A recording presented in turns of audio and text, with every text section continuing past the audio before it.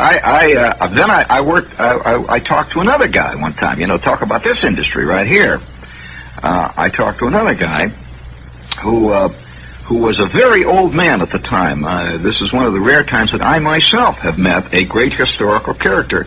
And of course, being in my teens, I didn't think much about it, but I was sent by the Army. I was 17. I was sent by the Army to this school. And it was a radio technicians high frequency school. And there was a guy had an office down at the other end of this building where the school was in Chicago. And he had his name on the door. And a couple of the instructors who were much older and very official types, they were always telling us what a great man this guy was in the early days of radio. And of course, like most 15, 16, 17-year-old kids, I had absolutely no interest whatsoever in history or anything else that had to do with the past. And so we were walking past all the time. And one day I see the door is open and this old guy that's with the silver hair is sitting in there. And he's at his desk. And he's talking to somebody else. And out of this office came my instructor. He was one of the instructors in the school. And he said, come on in here, kid. And there was myself and another guy. He says, come on in here, kid. I want you to meet somebody. He said, it might be interesting to you. And so we walked in, and here's this old man sitting at his desk, and the instructor says, this is so-and-so. He introduced the friend that I was with at the time. He says, this is so-and-so, and this is Gene Shepard. And the old man says, I'm glad to meet you, boys. Do you enjoy radio? Do you enjoy working with electrical equipment and technical equipment and electronics? And I said, yeah. Of course we did, see.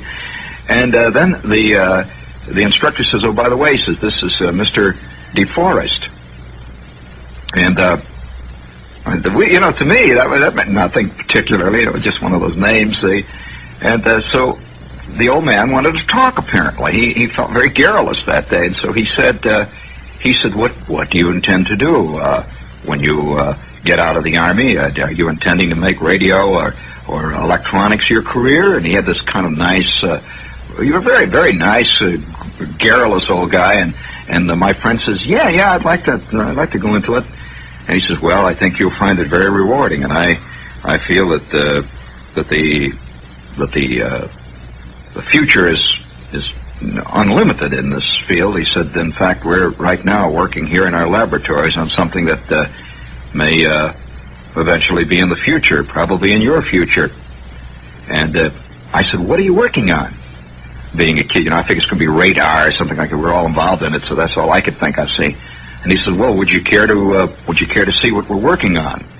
And so I said, "Yeah." So my friend says, "Yeah." Well, in the back of his office, they had all these cathode ray tubes that were hanging from racks. They were building them there, by the way, in this building, and they had all these cathode ray tubes, building them by hand, had all these cathode ray tubes and so on, and they had off on a bench, they had this big, tremendous rack and panel circuit. It was a big rack and panel with a big scope in the middle of it, and they had all kinds of circuit breakers and signal generators and stuff all around there.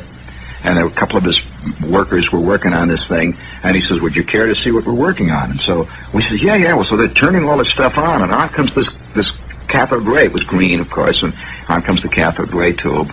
And they turned on a lot of signal generators and stuff, and this pink glow starts to come over the cathode ray tube.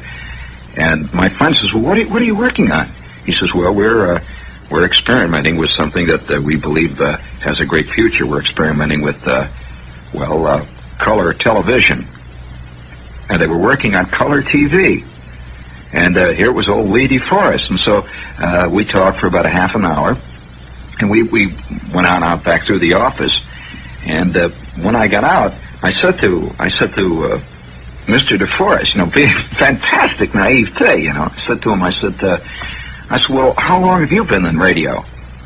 And he said, I've been playing with it since I was a boy. He said, I enjoy it very much.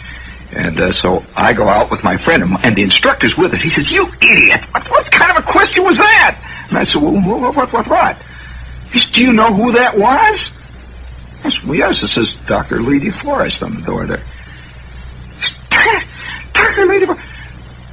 He says, Dr. Lee DeForest picked up where Marconi stopped. He was the guy that put the grid in the tube. He invented the tube. I said, yeah? He invented the tube? He said, yeah, you idiot. So for crying out loud. And my friend, typical attitude of kids towards history. See, my friend, we're getting in the elevator now, see, and the instructor has gone on down to the coffee shop. And so we're in the elevator, and this buddy of mine, I don't even remember his name. I just knew him in the school there for a while. The buddy says to me, he says, hey, why didn't you make such a big scene over these old duffers? If he hadn't done it, somebody else would have invented it. And I said, yeah. Oh, well, you know how these old guys are. They're always talking about the past, that crying out loud. And so we're in the elevator. We go down. The sun is shining.